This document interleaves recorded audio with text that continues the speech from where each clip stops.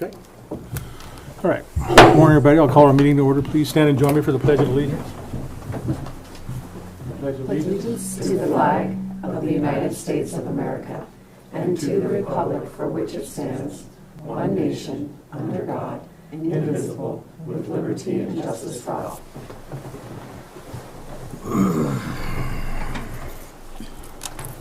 All right. Good morning, everybody. Welcome to our Monday, November 25th commission meeting. We're having it on Monday because Wednesday is the day before Thanksgiving, and obviously we want to spend time with our families like everybody else. So we will open our meeting with public comment on any subject that's not on the agenda that is within the commissioner's jurisdiction. Is there any public comment? Any public comment? Any public comment? Mr. Chairman, I have one thing. Okay. Rocky Agency on Aging just announced this last week, I guess it was. We will put it on our website, and you'll see these flyers around town soon. It's called GO-GO. They've worked on this for a while. It's federally funded, so we don't know how long the funding will last. But it's Montana Area for Aging Agency on Aging and GO-GO are pleased to announce free rides and deliveries for local older adults. And I found out at the meeting they consider anybody over 60 older. So if you see me getting a free ride, I'm there. You get 8 free one-way rides, and it's based on the drivers. Assuming the drivers are volunteers, yeah. But they will take somebody over 60 to Helena to get groceries, prescriptions, and they will also deliver groceries directly to the house. Wow. So, is that something that's available here for our... It is. I made sure. Broadwater County. Wow. Some counties are not included. Fantastic. For whatever reason, the reasons were not made locally. They were made at the state or federal level. But Marr County's not included in Park County, but Broadwater County is. So again, completely unsure how this program will last. So one of the concerns is people might get used to it, but use it while it's available. Right. So it's just a number they call? Yep, it's a number you call, and right on.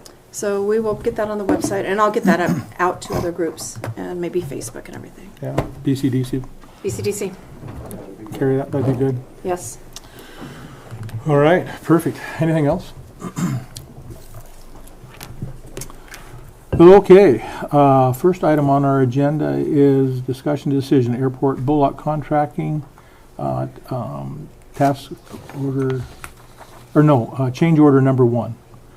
$214,576.30, which is different than what was on the agenda, and there's a reason for that, and I'll explain it. Can you reread that number one more time? $214,576.30. So if some of you may remember, we have an airport reconstruction project that's going to start here this spring, and when we originally bid it, we bid it with 2 additive alternatives. One was for reconstructing the current ramp and taxi lanes, and the second alternative was to add a new ramp area, and the FAA at that time decided not to add that second ramp area, which was the $214,000 price tag. Since then, they've reconsidered. They see that it's a safety issue, and they have decided to re-award that part. So since that was part of the main bid, that cost doesn't change. The contractor's been notified, and that will just be a change order into that project when it takes place this spring. But because of that, we have to use a different pot of money in the bipartisan infrastructure funding, so that requires a new grant to be written. And obviously, lots of paperwork to go with it. So that's what's before us today, is to authorize, first off, the change order, and then we'll be talking about a task order change for the engineering firm to administer that change order. And then the rest of it will be additional paperwork that's required by the FAA to accomplish that project. So that's how that all came about. So, so the first thing is the change order. Okay. And again, that amounts $214,576.30.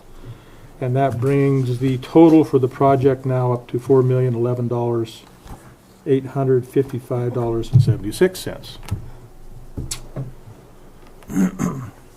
What's interesting about this is when this project was first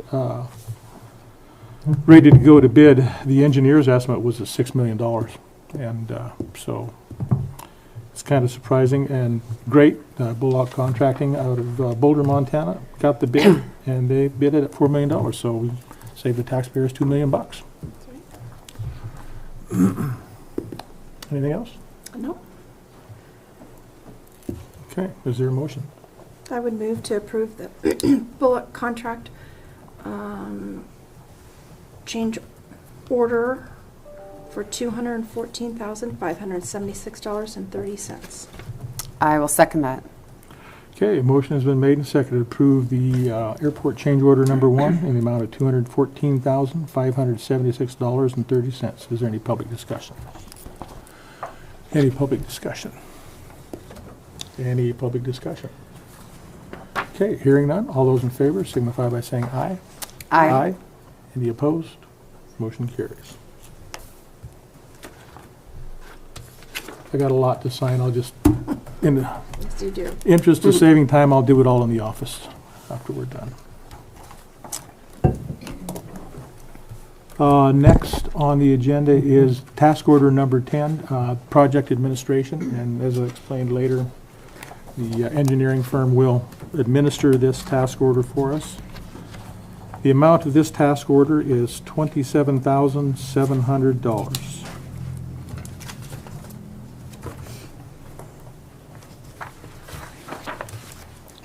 Any discussion?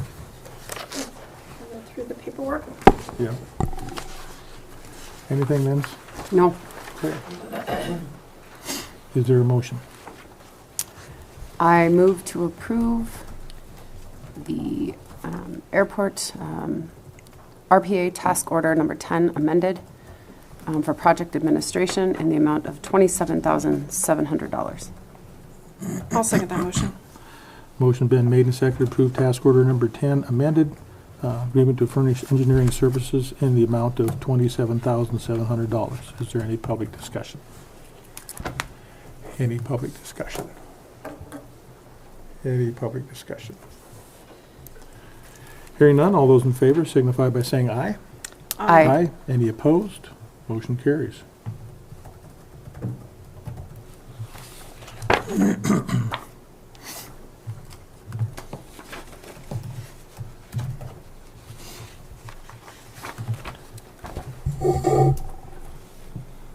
Next is the excuse me, airport FAA certifications.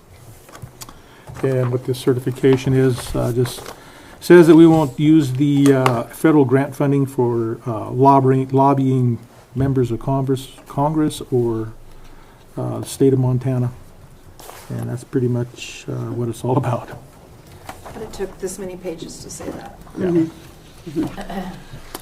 Yes. I don't know if the Paperwork Reduction Act applies to this. Just saying. And anyway, Seriously. is there a motion? I would move to approve the Broadwater County Airport FAA sponsor certification. I will second that. Okay, a motion is made and seconded to the airport FAA sponsor certifications. Any public comment? Any public comment? Any public comment? All those in favor signify by saying aye. Aye. Any opposed? Motion carries.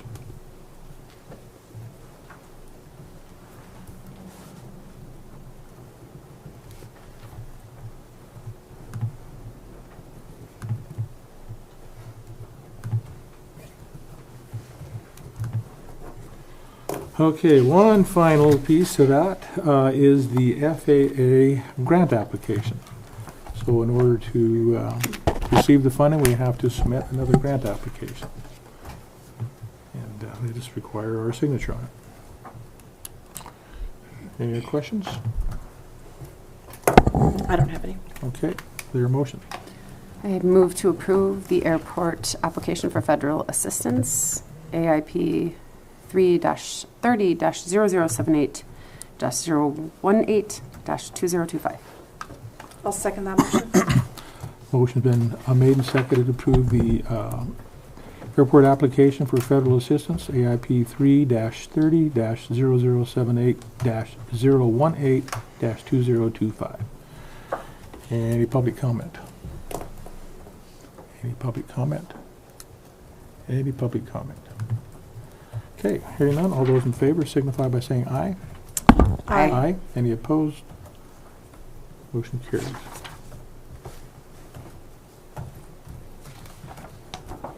And I think it's worth noting that this was before the airport board last week, and they all agreed to approve this as well.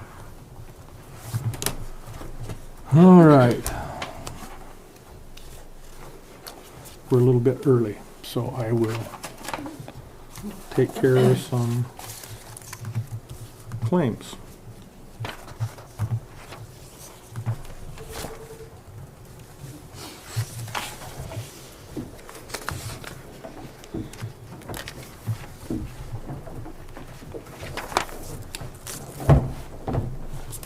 Okay.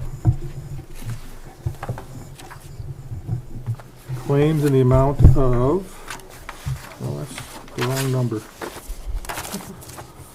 $27,399.92. Move to approve claims for $27,399.92.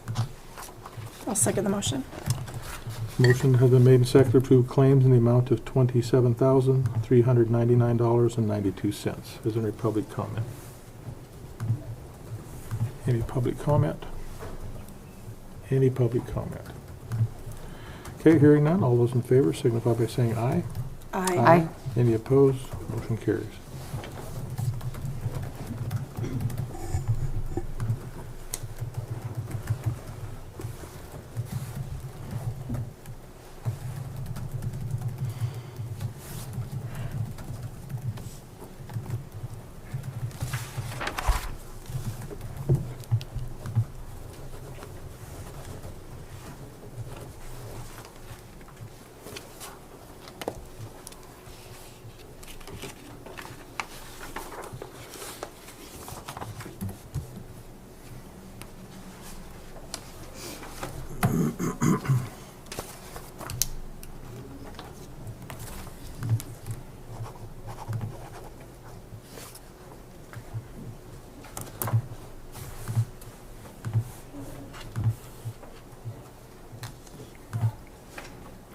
Okay, I have a claim here for $173,875. And this is for the purchase of the new hook truck for solid waste.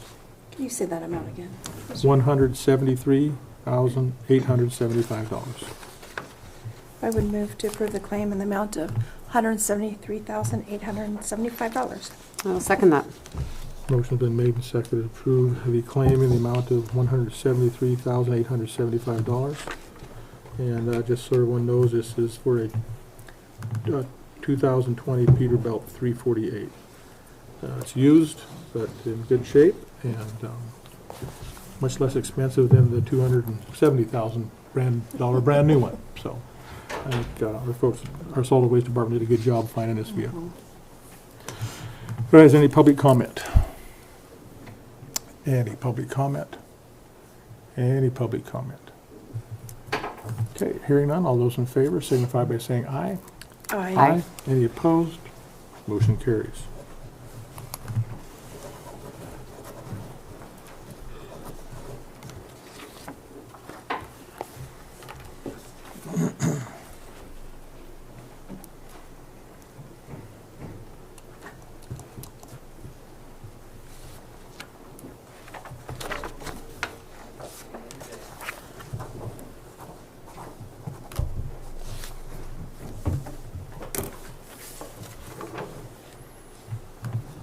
Okay.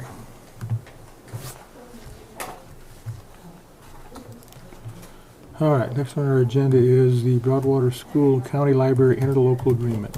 Lindsay, I'll let you Okay. Take this, you worked very hard on this, thank you. Yeah, thanks. Okay, Lynn Minor. Kay helped a ton. The Chairman library Fulford. board helped a lot. Team effort, sir. I'm actually really excited this is on the agenda. I don't normally beam when things come to the agenda, but I'm beaming. Completely. So we had a great meeting. We've gone through this, kind of just reworked a little bit of this interlocal agreement. It is a unique agreement. I think we are the last one in the state to have a county and school interlocal. It was formed back in 1993. We kind of worked through this agreement. I know the school board looked at it last year. They signed some things. There were still a few other things that needed changed. And really it is, we're unique because we're governed by a mix of two different statutes which govern library districts and free public libraries. So we really made the language to really reflect that. The biggest changes were in sections 3, which is under Board of Trustees, on C, which is power, duties, and responsibilities of the board, and numbers 3 and 4. So really kind of outlining what needs to happen for a submission of a budget from the library to the county.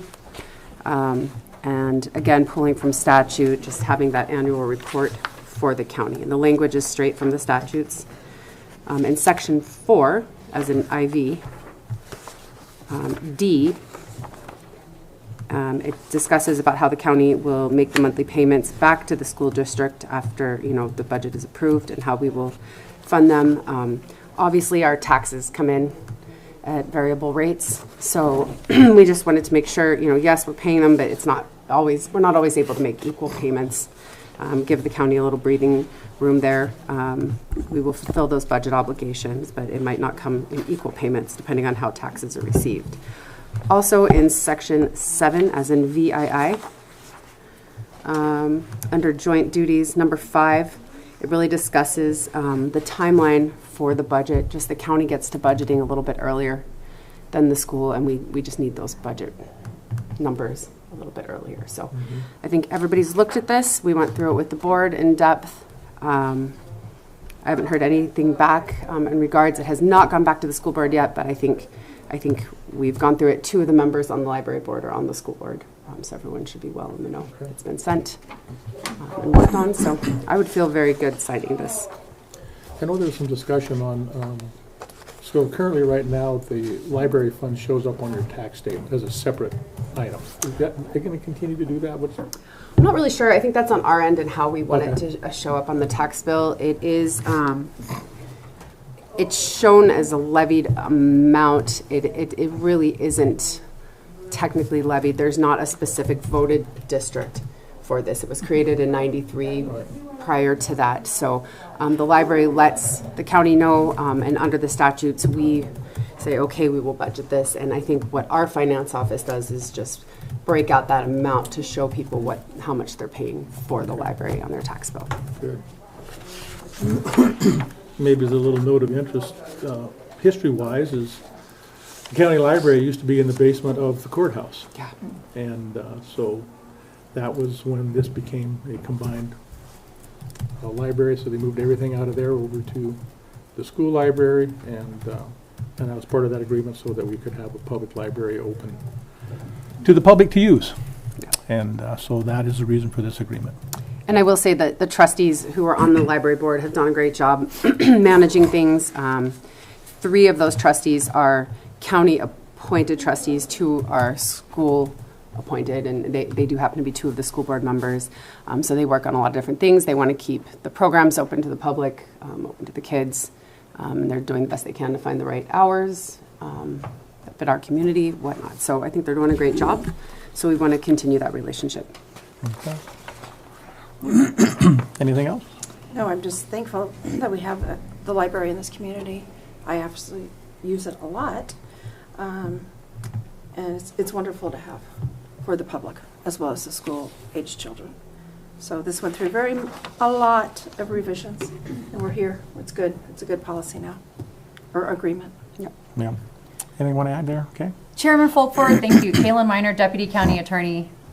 I am so excited to see this updated interlocal agreement. And the reason I'm so excited, sir, is that we need to look at these documents on a consistent basis to make sure that we're serving our constituents and the community in the best way. And there was some time periods where we didn't get it updated quickly enough. So we finally accomplished that. But it allowed us to work through some of the issues and some of the confusion, because 1993 was actually a really long time ago now. So we had to go back with the school board and the library board and figure out how things came to be, because that institutional knowledge and memory had been forgotten. So we did a lot of research, and it's just a better serving document for both parties. And I think it's going to lead to a lot better working relationships going forward. And as you and Commissioner Rickmeyer noted, it is not a separate levy. It's not, pardon me, mill that is levy. It is not separate. It's just all included in the normal county taxes. That was actually a point of the biggest, confusion, was how it appears on a tax bill. So I just wanted to make sure that that was super clear. I think you guys have made it really clear. Right on. But I like to work together with people, so this is a really good step forward. Perfect. So thank you, sir. Thank you for letting me get on my soapbox for a second. Thank you. Thank you very much. Anything else? No? Okay. So I guess if we sign this today, then it'll go to the school board. Is that the next? Yes, I phase? am hoping they can have it on their December agenda. I think Okay. that's the. Here, come up. Can you come up to the podium? Thanks, Craig. Go ahead and say your name and spell it just for Angie. Okay. Thanks. Craig Vietz, V like in Victor, IETZ. I'm the Vice President of the Broadwater School Community Library Board. And I concur with what Deputy Attorney Minor said and what Commissioner Rickmeyer said. It has been a long process. It has been difficult. There has been a lot of wording that we've had to go over. And because the agreement is so unique, that is what's been the most difficult part about it. And I would encourage the county commissioners to move forward on it, so therefore the library board, the school board, we can sign off of it. And as all documents we know, they're going to continually be looked at and tweaked. But this gives us a starting place where for the last, I don't know how many years we've been struggling on this. I think it's a positive move for everybody involved. And I thank the commissioners and Lindsay and Kay for all their work and what we've accomplished. So I give you a thumbs up if you would go ahead and move forward with it. Okay. Thank you. Thank you, Craig. Thank you. And that's actually a good point, Craig. So just so everybody knows, this is a 5-year agreement. Mhm. And I think there's language in here that would allow things to be changed along the way if something come along. So, all right. Any other comments or questions? All right. Is there a motion? I move to approve the Broadwater School and County Library interlocal agreement. I'll second that. Motion has been made and seconded to approve the Broadwater School and County Library interlocal agreement. Any public comment? Any public comment? Any public comment? Hearing none, all those in favor signify by saying aye. Aye. Any opposed? Motion carries.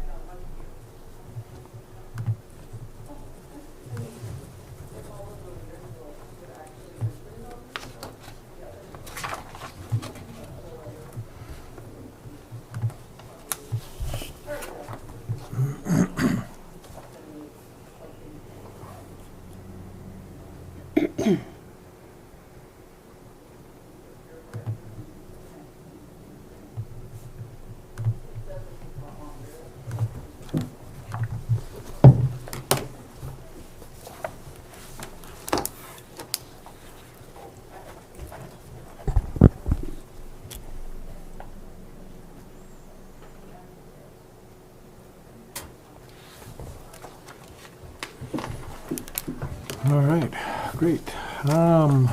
Moving on, Nicole Brown, Community Development Planning Director, Kaufman Weaver Boundary Location Exemption Request.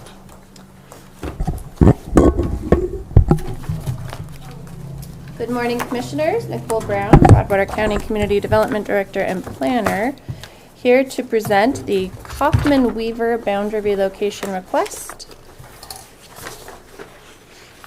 You, Commissioners, should be in receipt of the affidavit form from the Kaufmans and Mr. Weaver, as well as a proposed certificate of survey and my staff report, which I will now read into the record. Okay. So this is a staff report for a boundary relocation request for the Kaufman-Weaver boundary relocation. The deadline for this governing body to take action is December 9th, 2024. The applicants are Lamar and Pauline Kaufman and Jacob Weaver. Executive summary. The exemption request, as presented to the Broadwater County Commissioners, is a proposal to amend 2 parcels utilizing a boundary relocation exemption.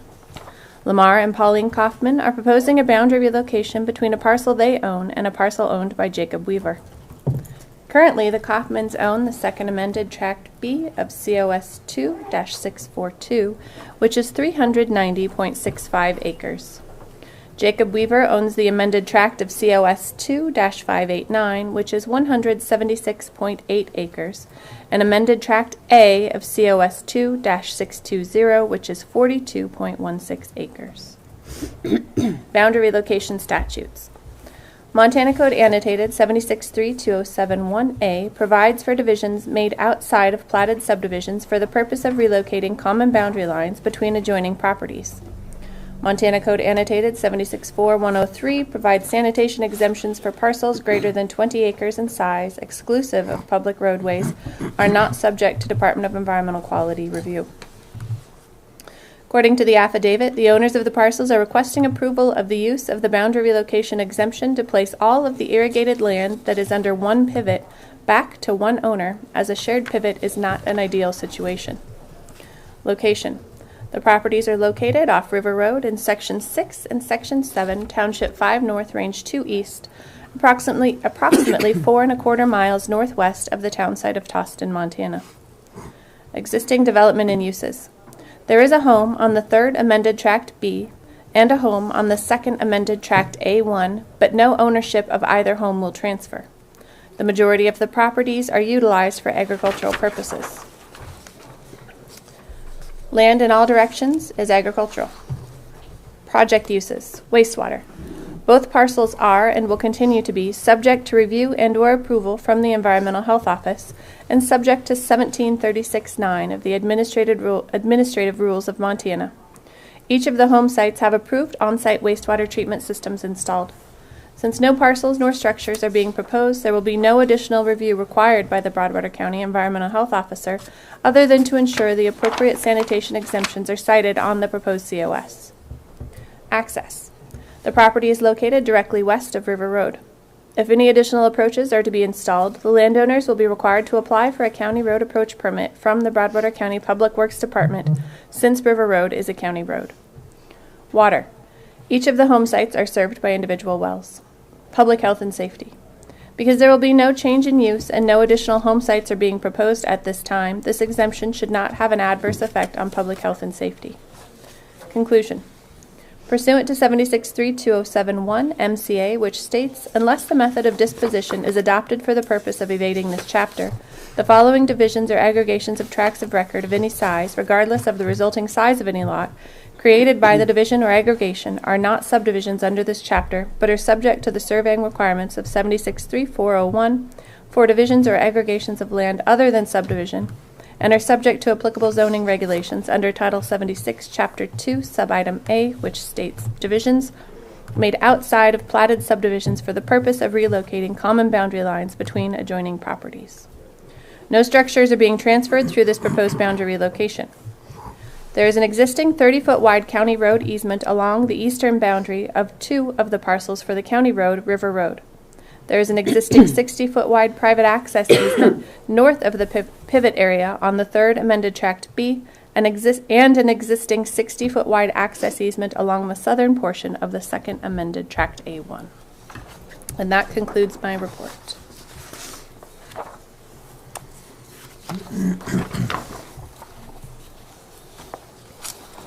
Okay, I think our sanitarian weighed in on this and was Had no comments, correct? That is correct, Mr. Chairman. Yes, Megan Bullock, our Broadwater County Sanitarian, did weigh in on this, and she had no issues or concerns.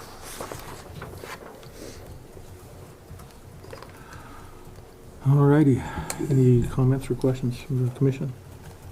I don't have any. This was, to me, pretty simple, straightforward boundary relocation. Makes Yeah. sense. I think it makes sense to get the, it was a shared pivot, and I know that's difficult between landowners, and so it'd be great to have this all under one pivot, so. Having no additional questions or comments, is there a motion? I would move to approve the Kaufman-Weaver boundary relocation exemption. I'll second that. Motion has been made and seconded to approve the Kaufman-Weaver boundary relocation exemption request. Is there any public comment? Any public comment? Any public comment? Hearing none, all those in favor signify by saying aye. Aye. Aye.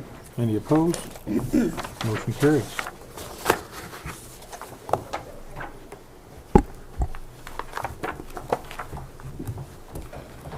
All right, congratulations. Go grow something good, you guys. Yep, see you later. Thank you.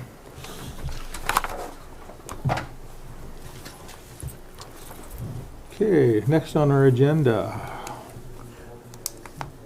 Amundsen Wilbur Gillenick boundary location exemption request. Nicole.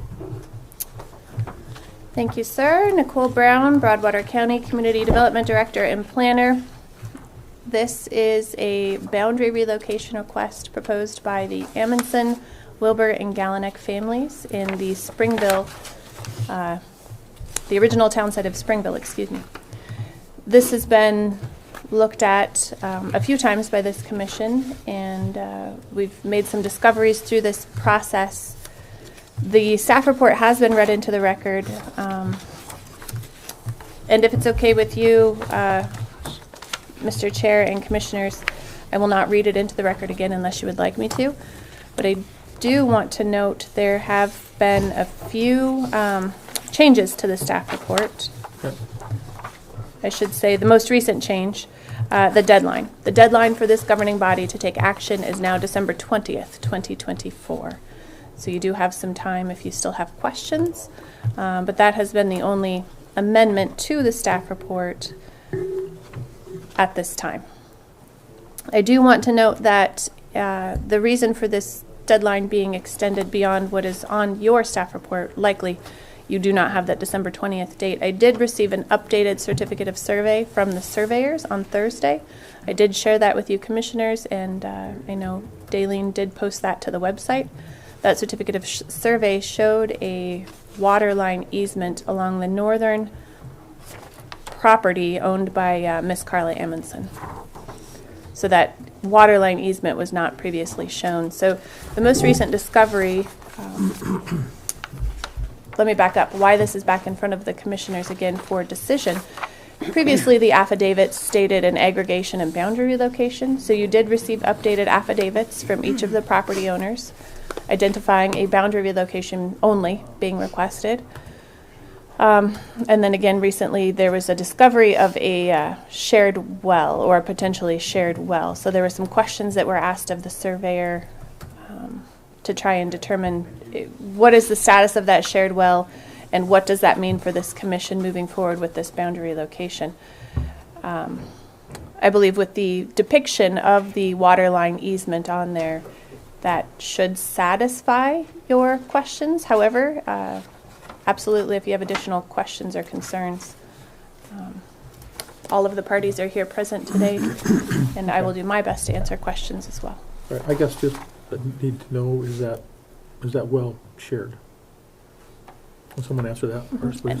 I'll step aside and let the appropriate parties Okay. answer that question. What was the question? Is that well a shared water well? Yes, it is. Okay. Yes, it's shared between, and the water rights were provided to the sanitarian and the planning department, specifically to the two home sites north of the well. Okay, good. I just wanted to have that on record. Yes, All right. yes. Thank you. You bet.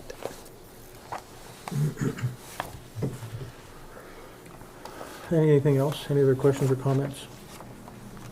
No, I just would appreciate everybody's help in this. There were a lot of questions. So everybody's patience and knowledge from Megan and from Kaylin Something Minor. else? Hello, Commission. Bernadette Swenson, Schauber Surveying, SWENSON. I had a question. At the last meeting, it was talked about how the land is assumed owned to the center line, and Kay had found the MCA to go with that. With my question is, proceeding forward, is the county going to issue deeds, or do deeds not take place because of assumed ownership to Centerline? Chairman Folkford, I think we should have a private conversation with Ms. Swenson. It's a situation-specific answer, and that's why I can't give you guys a blanket answer at this time, Chairman Folkford. But I do understand her very astute question, Yep. and I can see where it would be appropriate for a deed and maybe not so much. A biggest issue right now would also be that chain of title, proof of that. Sometimes if we don't have a clear chain of title, we sure don't want to issue a deed, Right. thereby muddying the waters further. So I can see a lot of issues where it could go back and forth, and I would just want to make sure we do it on a case-by-case basis. Okay. And furthermore, I'll just say there's not a Montana Code annotated that specifically addresses the situation with the closing of the streets and alleyways in the town site. It's really actually more of a case law analysis. And so if we did have, if the legislature weighed in and gave us concrete, here's how you're going to do it, well, then my answer would be very different, right? I'd say, oh, Mrs. Swenson, let's get some deeds going. But we don't have anything that tells me that right now. So that's where I have a nuanced answer, please. Thank you so much for that, Grace. Oh, you bet. Yep. And the reason I'm asking, if there's not quitclaim deeds from the county, so that it's determined that the ownership automatically goes to the center, then as a surveyor, I question the use of a boundary line relocation exemption, because there's not two parcels being the roadbed and their lots. And if there's not going to be any deeds, then as a surveyor, I think it would be more appropriate to do a retracement to show the new boundaries. Do you see where I'm going with this? So, Yeah. you know, I don't know if a boundary relocation is an appropriate use if the, you know, there's not going to be new deeds from the county deeding them the property. They could just do a retracement and file a quitclaim deed with their new boundary, which would put everything of record and the utility easement, et cetera. Okay. So I just want to make sure we're legally following MCA as far as survey exemptions also. Right. And I think part of the question is that that property really isn't owned by the county to deed, right? This is a very unique parcel, Chairman Folkford. So yes, there are some issues. I do not believe that the county has a position one way or the other that's right for public comment regarding these particular tracts. We can have further brief discussions, and we can get down to the bottom of how this particular situation or these three particular cases will be handled, whether it be through the deed, which myself, Nicole Brown, and Mrs. Swenson have discussed in Nicole's office previously. We weren't quite sure which direction to go, but that was in the midst of everything being like, who's on first? Yep. We got through that, but definitely I can't commit that the county will or will not issue a deed in this situation. Okay. Okay. Great question. Yeah, well, I Thank- just didn't thank know you. how to Yeah. move forward Okay. with a So- vote. So I guess now the question is, do we need to change this request to a retracement request? Instead of, I hate bringing these folks in. No. Oh, my We've God. brought them in 3 times already. Chairman Folkford, Yes. this matter is ripe for decision on your part. Any Okay, questions can be dealt on this case-by-case basis. okay. They will not impact the commission's decision to move forward on this boundary relocation. Okay, Mrs. Swenson is very expertly said where it could have been handled differently right. because of all the confusion, but I think in this matter we can go forward with this boundary relocation And I do not think that we need to prolong a vote to figure out the deeding situation and Okay. whatnot. Now, if you guys want to take it under consideration as a boundary relocation, that would, of course, preclude any action today, sir. Retracement. retracement. Retracement. As soon as it came out of my mouth, I said, so that is up for the commission to decide. But if you want to take action today, you may do so. Everything is here that shows exactly what they're asking for. You can make a decision. Okay, very good. I have a question, Mr. Chair. Yes. Does it matter on this? Are you saying does it matter if we say, okay, it's a boundary relocation we approve, does that affect?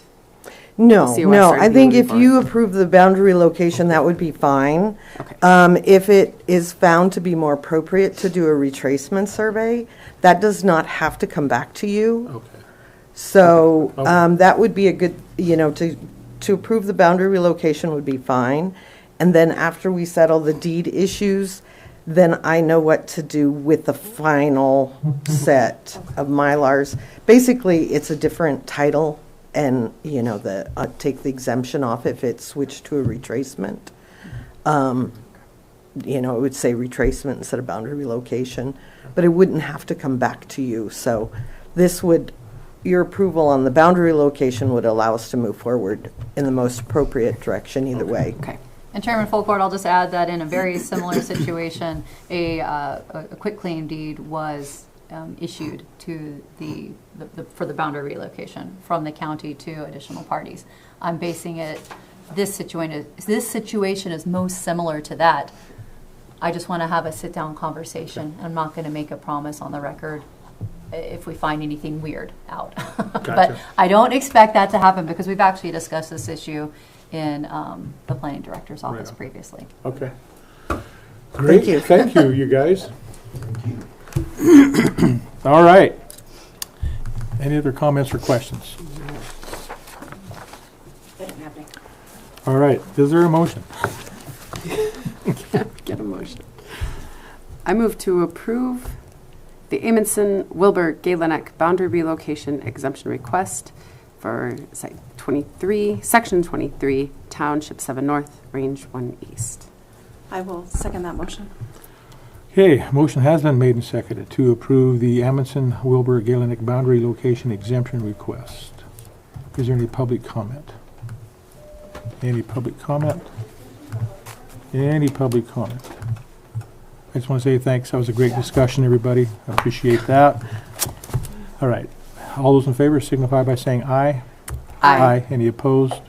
Motion carries. Yay. Yay for you. I learned a lot for this one, so thank you for the Yeah, education. yeah, That's right, where I was thank you. going, was trying to say. Thank you, everybody, for coming in.